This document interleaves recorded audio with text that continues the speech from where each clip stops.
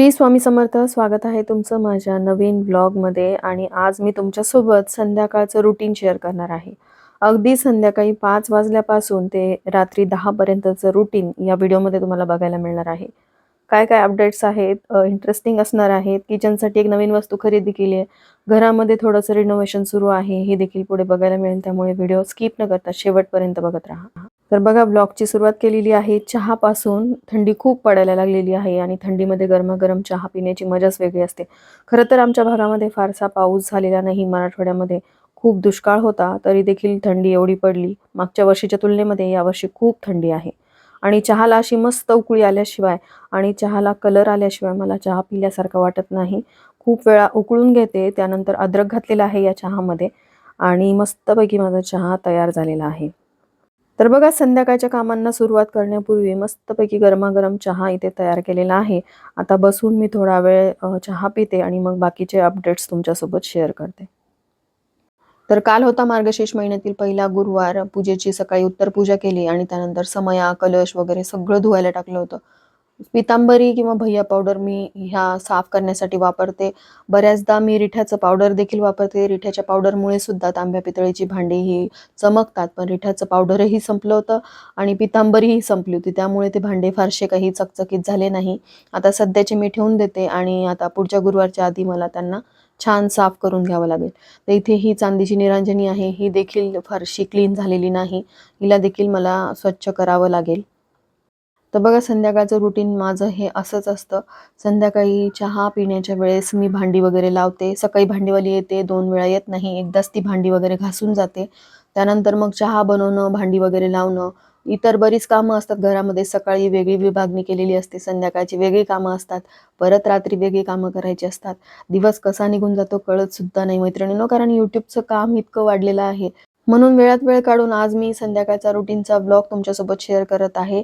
आणि तुम्ही जे माझ्या नाईट टाईम किचन क्लिनिंगच्या ब्लॉगला प्रेम दिलेलं आहे, भरभरून प्रतिसाद दिलेला आहे, त्याबद्दल मी तुमची खूप खूप आभारी आहे. पण व्हिडिओ बघत असताना चॅनलला सबस्क्राईब करा ताई आणि व्हिडिओला लाईक करत जा, कमेंट देखील करत जा, म्हणजे मला पुढे व्लॉग कसे बनवायचे आहेत याबद्दलची आयडिया तुमच्याकडून मिळेल. आणि तुम्हाला माझे असे व्लॉग बघायला आवडत असतील तर तेही सांगा. तर चला, आता ही सगळी भांडी मी देवघरात ठेवून देते तूर्तास, कारण मला यांना परत साफ करावं लागेल पितांबरी वगैरे लावून. आणि आता मी आलेली आहे वरती. आमच्या बेडरूमला अटॅच अशी ही बाल्कनी आहे. इथेच मी कपडे सुकत घालत असते, कारण इथे छान ऊन पडतं. पावसाळ्यात मात्र दुसरी एक बाल्कनी आहे, तिथे शेड केलेलं आहे, तिथे मी सुकत टाकत असते. कधी कधी स्टँड जे आहे ते आमच्या बेडरूममध्ये ठेवते, जेणेकरून फॅनखाली कपडे जे आहेत ते सुकतात.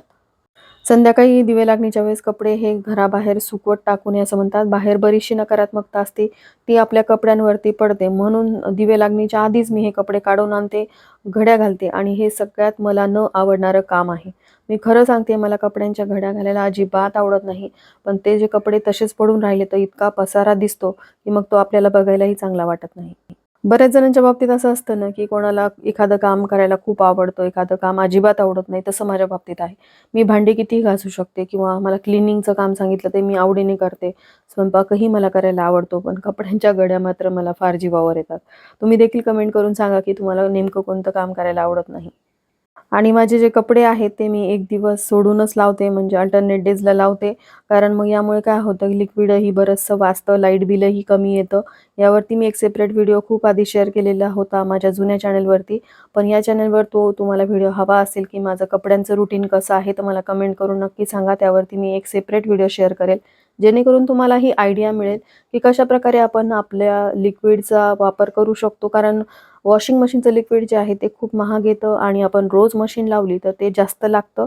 आणि ज्यावेळेस आपण एक दिवस आड कपडे लावतो त्यावेळेस मशीनचा खर्चही वाचतो, म्हणजे लाईट बिलचा. त्यासोबतच मशीन जर तुम्ही रेग्युलरली रोज वापरली तर ती लवकर खराब होऊ शकते, कारण ती एक मशीन आहे, तिचंही एक लाईफ असतं. मग त्या रोज वापरल्यामुळे तिचं मेंटेनन्सही वाढतं.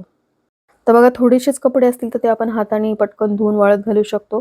पण रोज तुमचे खूप कपडे पडत असतील तर मशीन तुम्हाला रोज लावायला परवडते. पण जर अगदीच कमी कपडे पडत असतील तर त्यावेळेस मग एक दिवस सोडून तुम्ही मशीन लावलीत ना, तर तुम्हाला लाईट बिल देखील कमी येईल. हा माझा अनुभव आहे, नक्की ट्राय करून बघा. तर असो मैत्रिणींनो, आता तुमच्याशी बोलत बोलत कपड्यांच्या घड्या झालेल्या आहेत. आता हे कपडे जिथल्या तिथे ठेवणे, प्रत्येकाचं कपाट वेगवेगळं आहे, त्यामुळे प्रत्येक कपाटामध्ये कपडे नेऊन ठेवावे लागतात. आणि नित्याचं आणि तिच्या डॅडीचं एक कपाट आहे, तर तिने त्यांच्या कपाटात अतिक्रमण केलेलं आहे. 2-3 ड्रॉवर तिच्यासाठी रिझर्व्ह केलेले आहेत तिने. सध्या तरी तिच्यासाठी कपाट नाहीये, कारण तिचे कपडे आमच्या कपाटात मावत नाहीये. तिच्यासाठी एक वेगळं कपाट तयार करून घ्यावं लागेल. दोन्ही मुलांचे कपडे 2 कपाटामध्ये नाही, एकाच कपाटामध्ये असतात आणि मुलांच्या रूममधलं एक कपाट जे आहे, ते मी माझ्यासाठी वापरते. माझ्या सगळ्या साड्या मी त्या कपाटात ठेवलेल्या आहेत.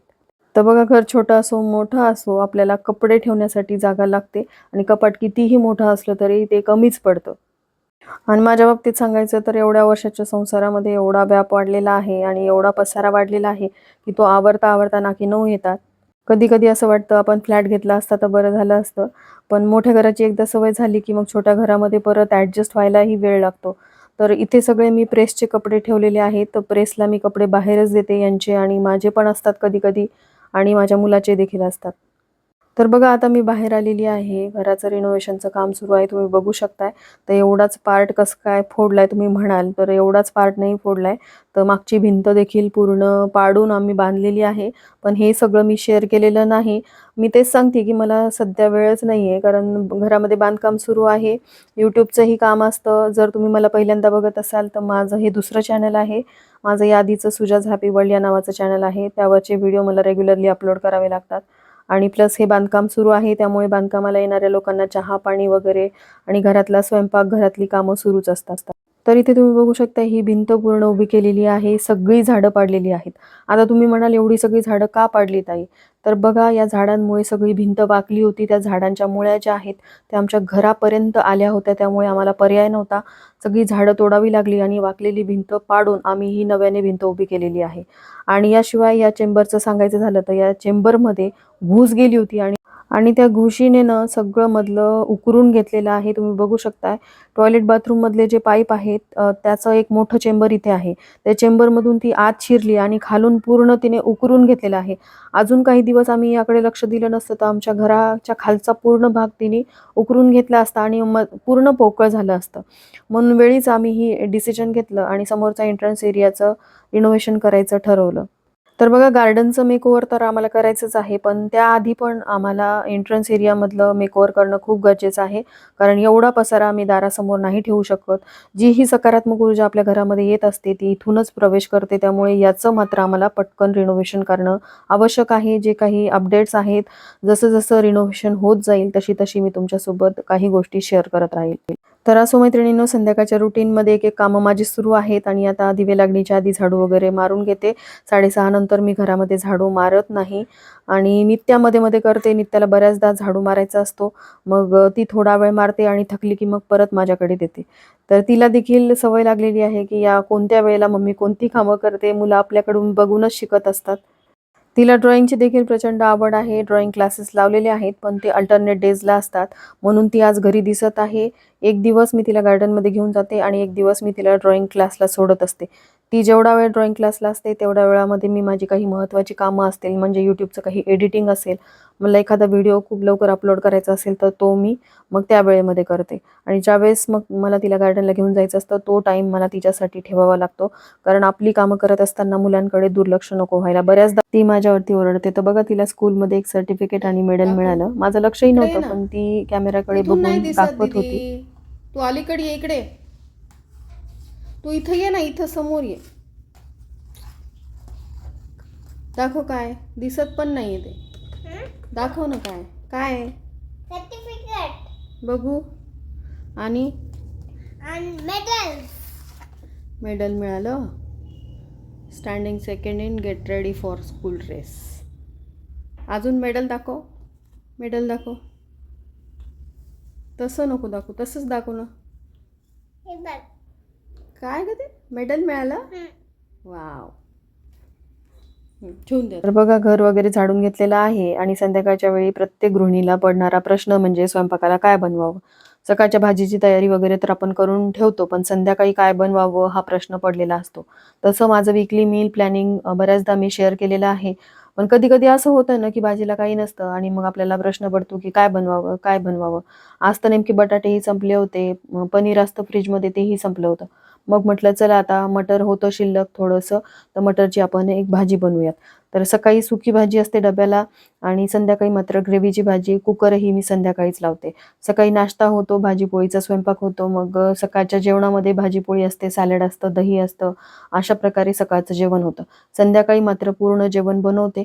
कारण सकाळी जर कुकर लावलं ना, तर ते कुकर मुलं थंड होतं म्हणून खात नाहीत वरण-भात. मग बऱ्याचदा तो तसाच पडतो.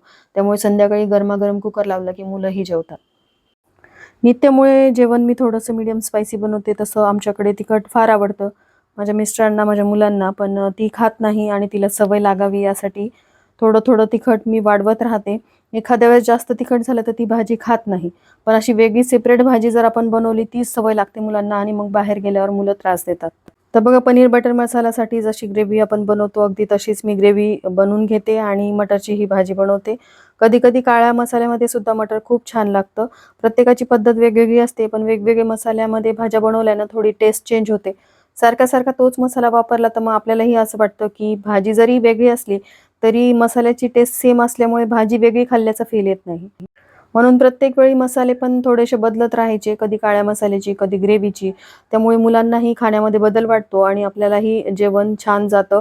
हिवाळ्याच्या दिवसांमध्ये रात्री पण भूक लागते, म्हणजे दिवसभरामध्ये आपल्याला असं खात राहावंसं वाटतं. पावसाळ्यामध्ये आपलं पोट गच्च होतं, उन्हाळ्यामध्ये तर पाणी-पाणीच करतो आपण. जास्त आपल्याला आंब्याचा रस असेल किंवा लिंबू सरबत असेल अशाच गोष्टी प्याव्याशा वाटतात.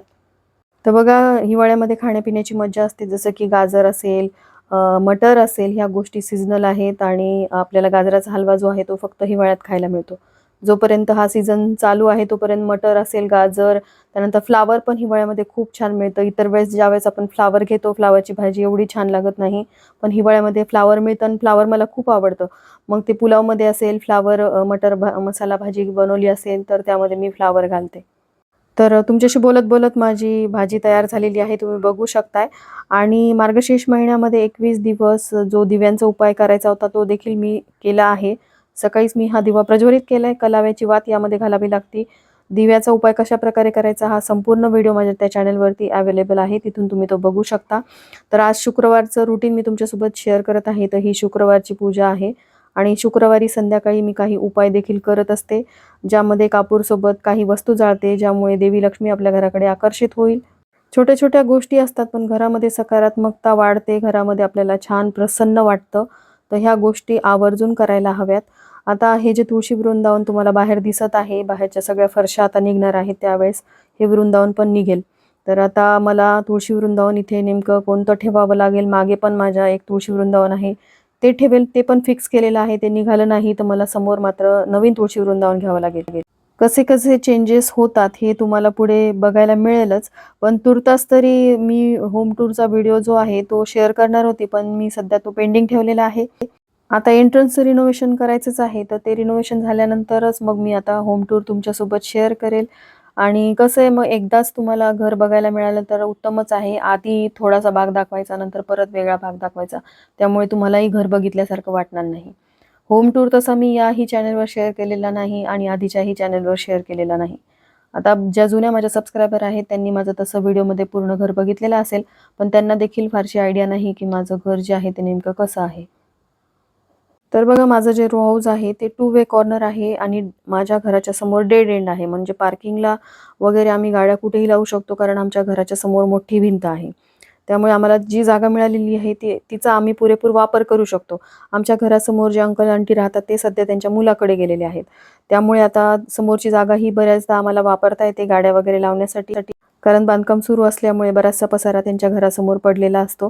पण आता ते इथे राहत नसल्यामुळे त्यांना काही तेवढा इश्यू नाहीये. तर आता जेवणं वगैरे झालेली आहेत आणि किचनमध्ये भांडी पडलेली आहेत. तर किचनचं रात्रीचं क्लिनिंग मी कसं करते हा डिटेल व्हिडिओ मी तुमच्यासोबत शेअर केलेला आहे. तुम्ही तो अजूनही बघितलेला नसेल तर नक्की बघावा. आणि आता मी किचनसाठी एक वस्तू घेतलेली आहे, ती तुमच्यासोबत शेअर करते. आता हे सगळं क्लिनिंग केलं, घरातली कामं वगैरे करूनच मी ही वस्तू तुमच्यासोबत शेअर करत आहे. बघा किचन ओट्यावरती खूप पसारा होता, म्हणून मला मग ते बरोबर शेअर पण करता आलं नसतं. पण अतिशय महत्त्वाची वस्तू मी किचनसाठी खरेदी केलेली आहे. तर आता हे सगळं किचन जे आहे ते मी स्वच्छ करून घेते आणि त्यानंतर मग मी वस्तू तुमच्यासोबत शेअर करते. तर किचन पूर्णपणे क्लीन झालेलं आहे. साधारण 20-1 मिनिटं मला ह्या क्लिनिंगला लागतात. ज्या दिवशी मला शूटिंग घ्यायची असते क्लिनिंगच्या व्हिडिओची त्या दिवशी मात्र बराचसा वेळ लागतो, कारण कॅमेरा जो आहे तो वेगवेगळ्या अँगलने मला सेट करावा लागतो. तर बघा, या 10-15 मिनिटाच्या व्हिडिओसाठी खूप मेहनत असते. आता हे नुसतं शूटिंगच नाही, तर याला एडिट करावं लागतं, व्हॉईस ओव्हर करावं लागतं. त्यामुळे तुम्हाला जर व्हिडिओ आवडत असतील तर नक्की लाईक करत जा, कमेंट करत जा आणि चॅनलला सबस्क्राईब करत जा, जेणेकरून आपली फॅमिली जी आहे ती मोठी होईल. तर बघा, किचनसाठी जी मी वस्तू घेतलेली आहे आता ती तुमच्यासोबत शेअर करते. तर ती वस्तू मी ज्या ब्रँडची घेतलेली आहे तो ब्रँड म्हणजे द इंडस व्हॅली. या ब्रँडचं Instagramवरती पेज आहे आणि सहज मी Instagramवरती बघत होते रील्स, तेव्हा मला यांची एक रील दिसली आणि त्यामध्ये त्यांचे कास्ट आयरनचे भांडे दिसले. तसं द इंडस व्हॅली हा ब्रँड बऱ्याच जणांना माहिती पण असेल. खूप दिवसापासून इच्छा होती आणि ती फायनली माझी पूर्ण झालेली आहे. कारण ही भांडी घेण्यासाठी मी खरं तर घाबरत होते. कास्ट आयरनची भांडी खूप जड असतात आणि मेंटेन करायलाही अवघड असतात. पण कास्ट आयरनच्या भांड्यांमध्ये बनवलेल्या भाज्या असतील, डोसा असेल, ते तुमच्यासाठी खूप हेल्दी असतं. म्हणून मग फायनली मी हिम्मत करून हा डोसा तवा मागवलेला आहे. नॉनस्टिकचा तवा तुम्ही घ्यायला गेलात तर खूप हलका पण असतो आणि मेंटेनन्सलाही सोपा असतो. पण त्यामधून जे केमिकल रिलीज होतात ते आपल्या आरोग्यासाठी धोकादायक असतात. त्यामुळे मग मी ठरवलं होतं, की ज्यावेळेस मी डोसा तवा घेईल त्यावेळेस कास्ट आयरनचाच घेईल. इतर गोष्टीही मला कास्ट आयरनच्या माझ्या किचनमध्ये ॲड करायच्या आहेत, पण हळू करेल. जसं की छोटीशी कढई असेल, प्रत्येक गोष्ट आपण करण्यासाठी मोठी कढई नाही काढू शकत. एखाद्या वेळेस असं वाटतं, की छोटीशी कढई असावी. पण तुर्तास तरी मी हा कास्ट आयरनचा तवा घेतलेला आहे. डोसा तवा आहे. आता हा वापरण्यापूर्वी काय-काय काळजी घ्यायची आहे, कसं याला वापरायचं आहे, सगळे इन्स्ट्रक्शन जे आहेत ते या मॅन्युअलमध्ये आलेले आहेत. त्याप्रमाणे मला हा डोसा तवा वापरावा लागेल. हातात घेतलं तर खूप जड लागत आहे. तुम्हाला इथून खूप असा पातळ वाटत असेल, पण तो लोखंडाचा असल्यामुळे जड आहे. आणि हे जे मॅन्युअल दिसते यामध्ये सगळं वापर कसा करायचा आहे आणि जे ओनर आहेत द इंडस व्हॅली यांनी एक लेटर सुद्धा पाठवलेला आहे. तर बघा, द इंडस व्हॅली हा जो ब्रँड आहे तो खूप मोठा आहे. याचे प्रॉडक्ट्स Amazonवरती सुद्धा तुम्हाला मिळतील. पण Instagramवरती जे यांचं पेज आहे तिथून मी ही ऑर्डर केलेली आहे. कुठलाही स्पॉन्सर्ड व्हिडिओ नाही. माझ्या पैशांनी मी खरेदी केली आहे. हे जे चॅनल आहे हे नवीन आहे आणि इतक्या लवकर मला स्पॉन्सरशिप मिळणार पण नाही. पण भरपूर असं डिस्काउंट त्यांनी मला दिलं. याशिवाय एक्स्ट्रा डिस्काउंट पण होतं. काही कूपन मला दिले होते. त्यानुसार मग ते कूपन मी त्या कार्टमध्ये ॲड केले आणि परत मला डिस्काउंट मिळालं. तर ह्या कास्ट आयरनच्या तव्यासोबत हा एक स्पॅच्युला मिळालेला आहे डोसा पलटी करण्यासाठी. तर आता ह्या तव्याचा तुम्हाला कंप्लीट रिव्ह्यू हवा असेल, की याला कसं वापरायचं आहे, डोसा कसा बनवायचा यावरती, तर मला कमेंट करून सांगा. एक सेपरेट व्हिडिओ कास्ट आयरनच्या या तव्यावरती मी शेअर करेल. जेणेकरून या कास्ट आयरनच्या डोसा तव्याविषयीची सगळी माहिती तुम्हाला मिळेल. कास्ट आयरनच्या भांड्यांमध्ये तुम्ही ज्यावेळेस अन्न शिजवता ते खूप हेल्दी असतं. ही भांडी जरी मेंटेनन्सला अवघड असली किंवा थोडी जड असली तरी देखील पण आपल्या आरोग्यासाठी असलेले फायदे लक्षात घेता सध्या तरी मी हा कास्ट आयरनचा डोसा तवा मागवलेला आहे. आता बघूयात याचा वापर कशाप्रकारे करता येईल आणि यावरती परफेक्ट डोसा होतो का तेही लवकरच बघायला मिळेल. तर किचन वगैरे आवरून मग मी वरती आलेली आहे. वरती आल्यानंतर सगळ्यात महत्त्वाची जी गोष्ट आहे ती म्हणजे आपली स्किन केअर. स्किन केअर न करता झोपणं म्हणजे आपली स्किन खराब करणं. बऱ्याचदा मी या बाबतीत थोडीशी आळशी आहे. पण आता मी ठरवले की स्वतःकडे लक्ष द्यायचं.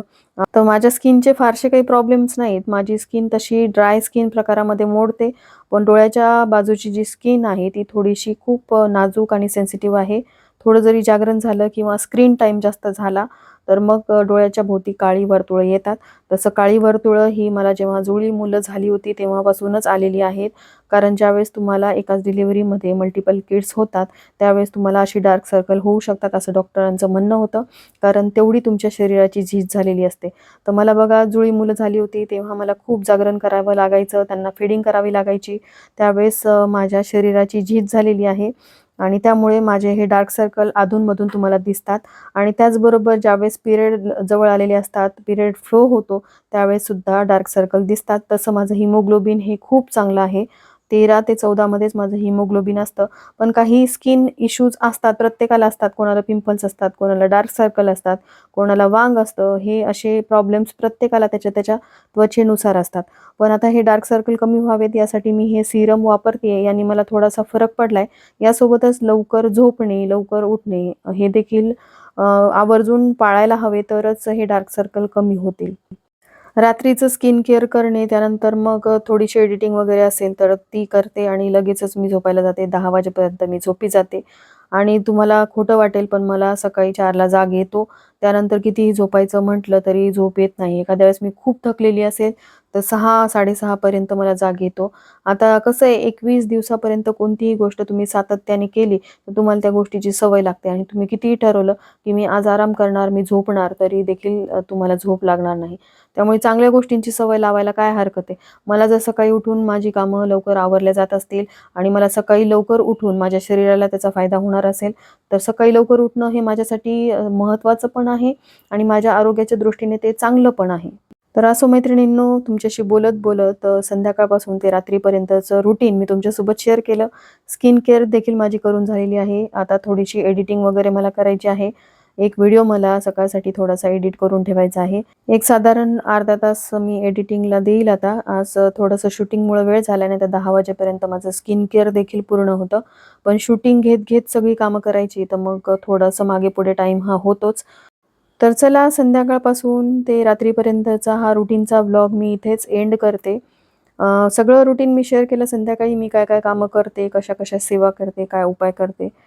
तर व्हिडिओ कसा वाटला कमेंट करून सांगायला विसरू नका. व्हिडिओ आवडला असेल तर लाईक करा. भेटूयात अशाच एका नवीन व्हिडिओसोबत. तोपर्यंत बाय आणि श्री स्वामी समर्थ.